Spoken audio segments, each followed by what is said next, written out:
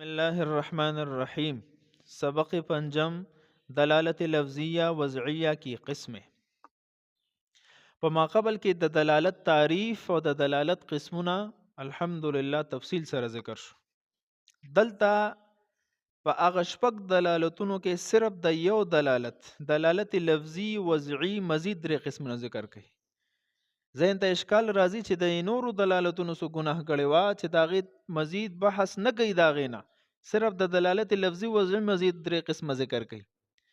نو جواب دا دی چې کومه فائدہ چې د دلالت لفظي وضعي نه حاصلېږي هغه عمره فائدہ د دې نورو دلالتونو نه حاصلېږي. د دې وجنه مزید بحث به مناطقه او صاحب د کتاب د دلالت لفظي وضعي نه کوي. نو دا غي فائدہ ډیره اعم نه ده او د دې دلالت لفظي وضعي فائدہ ډیره اعم ده. د دې وجنه مزید د دې درې قسمه ذکر کوي.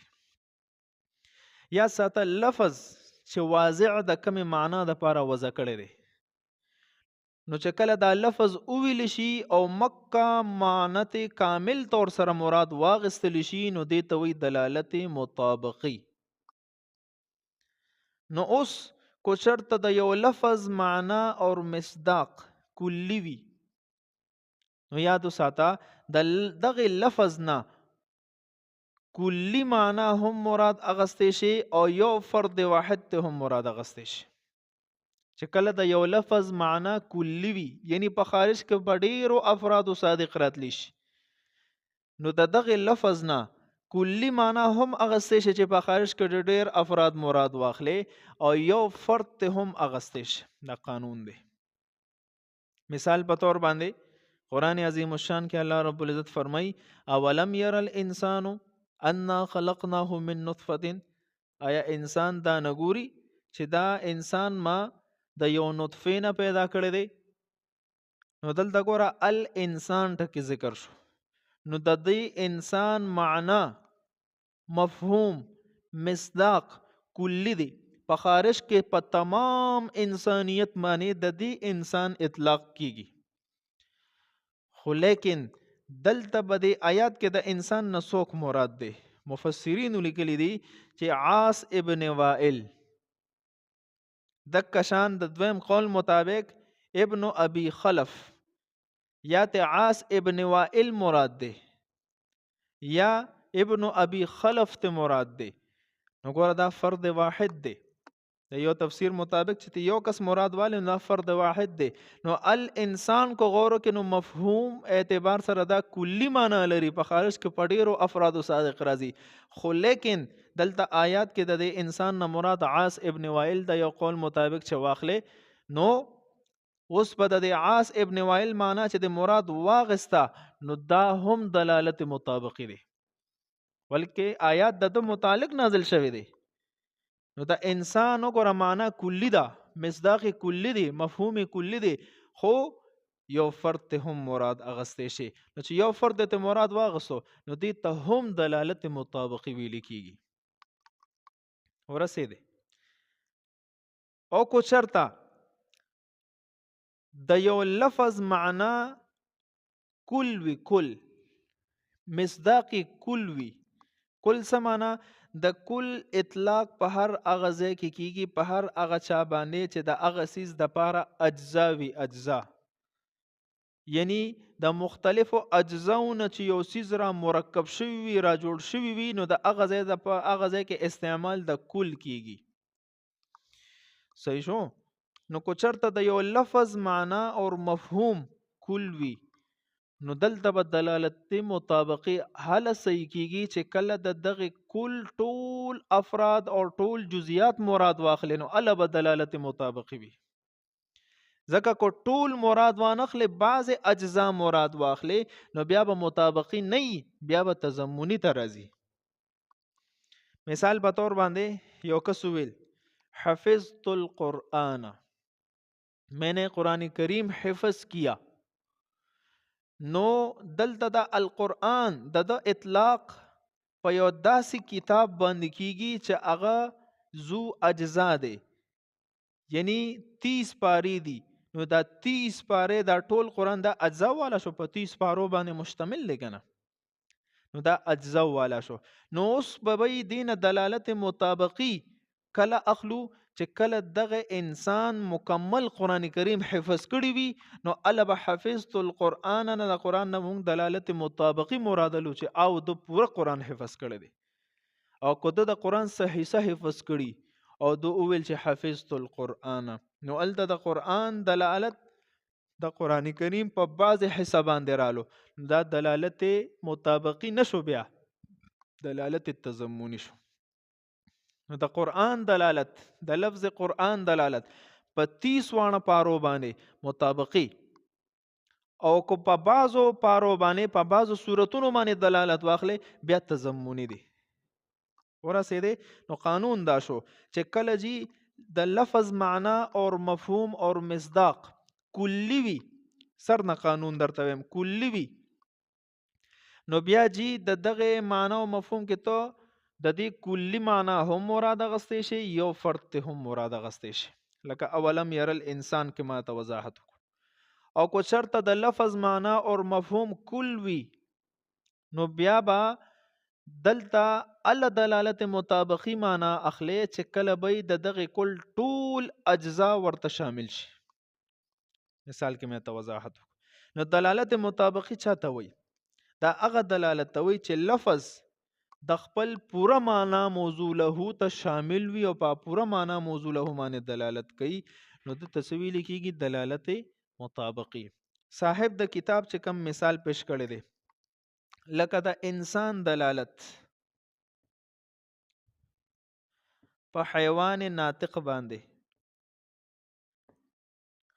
نو چون کې د اصل وضع په اعتبار سره انسان کې اصلی اجزا کم دی یو حیوانیت معنی جاندار ہونا چا که حیات وی زندگی وی یو پکې دا صفت ته بل ناطقیت معنی صاحب عقل ہونا نو حیوانیت یعنی جاندار ہونا حیات چې بچا کی وی زندگی بچا کی وی ناطقیت یعنی صاحب عقل ہونا نو د انسان تعریف کامل دار چې حیوان ناطق ورته ویل شي نو د انسان دلالت بده مجموعه حیوان ناطق باندې دا دلالت مطابقی دی ځکه د انسان وضع شوی د حیوان ناطقون د پاره او د مکمل تعریف دی. یو دی دلالت تضمنی. دلالت تضمنی چاته وي چې لفظ د پوره معنا موضوع له په جز باندې دلالت کوي په کل باندې نه ځکه چې په کل باندې وي خو مطابقي وي چې په جز باندې دلالت کوي لکه ما ته مثال ویل حفظت القرآن یو کس ویل میں نے قرآن کریم حفظ کیا نو اوس کو وی د القرآن نه مراد په خارج کې د 30 وانه پاره حفظ کړي وي نو د قرآن نه بیا دلالت مطابقی مراد اخلي بیا به دا دلالت مطابقی شي او کو د قرآن صحیح حفظ کړي وي یو صورت حفظ کړو نو د قرآن دلالت په بعض حصہ باندې شي لکه دلالت تضمنی بشي. صاحب کتاب دسه مثال پیش کړي دي لکه د انسان دلالت صرف په حیوان باندې یا صرف په ناطق باندې نو دای ته ویل کېږي دلالت تضمنی. بعض اوقات داسې وي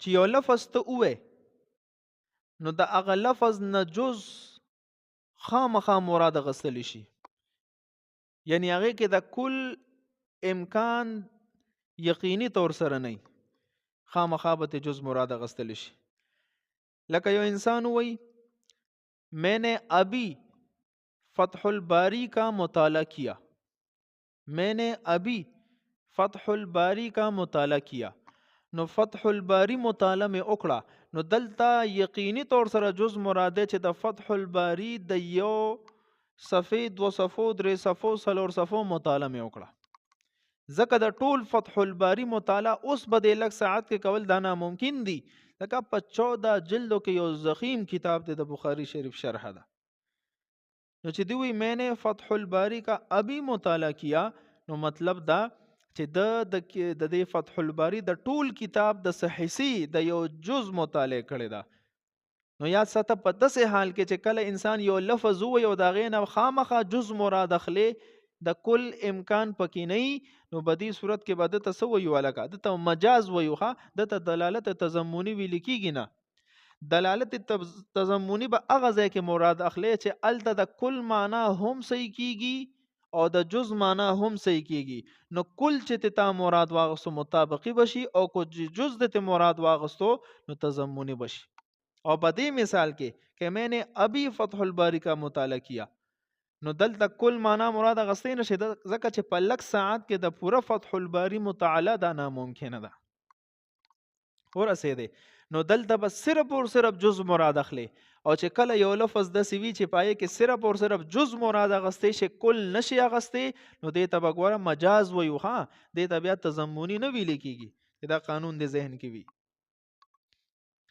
دلالت التزامی ته هغه دلالت ته وایي چې دا د معنا موضوع له نه په کل دلالت کوي نه په جز دلالت کوي، بلکې د معنا موضوع له په لوازماتو دلالت کوي. الله رب العزت انسان پیدا کړی دی.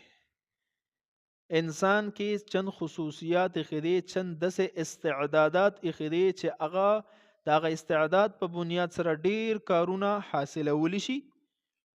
او داسې چند استعدادات انسانان کې بعضو کې موجود وي چې هغه په نورو بعضو کې نه وي. نو دا چا کې چې موجود دی دا په ډیر سيزونه حاصل کی، اچا کې چې نه دی په حاصل نکړي. یو انسان دی اکه الله رب العزت د علم د زده کړې استعداد خري، نو هغه په دا علم حاصل کی. بلکې دی الله رب العزت پکې د علم استعداد هم اخره، خو لیکن د دنیا او د کاروبار استعداد پکې د علم په نسبت زیات پروت دی. نو علم حاصل نه کی، دنیاوی علوم حاصل کی او دنیاوی کاروبار د زده کړې اصول زده کی. نو هر یو انسان کې الله د هر سیز استعداد خدای، خو د بعضو سیزونو استعداد زیات وي او د بعضو کم وي. نو الله رب العزت چې انسان پیدا کو د ډېر صلاحیتونه خدي، نو دا علم هم یو صلاحیت چې په انسان کې د علم قابلیت پروت چې دا په علم حاصل کی. نو د انسان دلالت په حیوان ناطقون په دې مجموعه باندې دا مطابقي، او کو صرف په حیوان یا صرف په ناطق باندې مراد واخلي نو بیا تضمني. او کو د انسان دلالت په قابلیت د علم باندې والی، یعنی د صفاتونه چې انسان سره لازم دغه حاصلول شي، صلاحیت لري، نو د صفاتونو د څه ویل کیږي؟ د ته ویل کیږي دلالت التزامی. بیا لکه امام غزالی رحمه الله یو کتاب دی المستصفا، هغه کې د دلالت التزامی یو مثال لیکل دی. مثال بطور یو انسان وی میں نے چھت کی تعمیر کی، میں نے چھت کی تعمیر کی، ما جی چھت واچولو تعمیر مې وکړو. نو ګوره دا چھت چې اوویل نو د دې سره څه لوازمات دي؟ څه لوازمات دي؟ چې دا چھت خو ابتداءً انسان چھت نشي اچولی، خامخا د دې د لاندې به ستنې ودرولی وي یا دې ته به غیر شاپیره دیوالونه ودرولی وي. نو چې یو انسان وایي چې میں نے چھت کی تعمیر کی، نو د دې مطلب دا دی چې اول د دیوالونه خېجولی دي یا اول وته د ستنې ودرولی دي. نو د دې ستنو په وجود په وجه یا د دې دیوالونو د وجود په وجه بیا بعد کې چھت په اچول شوی دی. نو ګوره میں نے چھت کی تعمیر کی، دې سره لوازمات په خپل ذهن ته راځي چې الله رب العزت انسان پیدا کړو، نو د انسان حقیقت چې څنګه ذهن ته راځي نو فوراً ورسره لوازمات هم راځي. هر څیز سره چې کوم لوازمات دي، چې کله ته ذکر کې لفظ لوازمات هم ذهن ته راځي. مثال په تور باندې ما وویل پنکا پکې، نو چې ما وویل پکې، نو د پکې دا ګول مشینری، د پکې پرې او د پکې دا هوا، دا ټول څیزونه ذهن ته راځي. نو ما وویل پنکا، نو د دې پنکا دلالت بده مجموعه پرو باندې هم او بده مشندری باندې هم، بده هر سیز باندې دلالت مطابقی دی. او کو صرف بده مشندری باندې واخلی یا صرف بده پرو باندې واخلی تضمنی دی. او کو د پنکا لفظ دلالت به هوا باندې واخلی نو دا اوس دلالت التزامی شو. نو هر څیز چې ته کله ذکر کې نو د هغې لوازمات خصوصیات دا ټول څیزونه ذهن ته راځي. نو ما چې کله وویل پنکا نو دې سره به د دې هوا د دې پرې د دې مشینري د هر څیز ذهن ته رالو نو دا لوازمات شو. نو چې کله مو ویل میں نے چت کی تعمیر کی نو چت لفظ ذکر کولو سره دا ذهن ته رالل چې خامخا د اول دیوالونه خېجولې دي یې اول وتستنې ودرولې دي. صحیح شو. نو دا دلالت التزامي شو. یو قانون وره چې کله هم د یو سیز تصور وکي او د هغه سیز تصور کولو سره د دغه سیز د ضد تصور هم ذهن ته راځي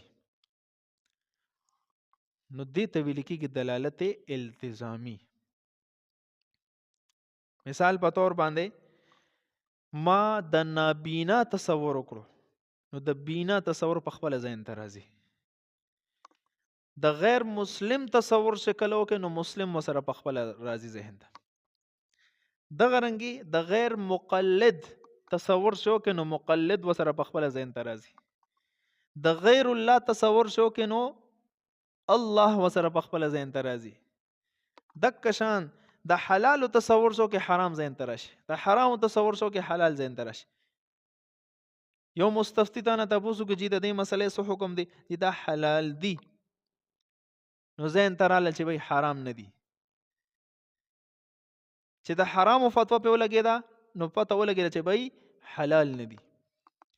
نو چې کله ته د یو سیس تصور وکړي او د دغه سیس سره د دې د ضد تصور ذهن ته راشي نو دې ته هم ویل کېږي دلالت التزامي.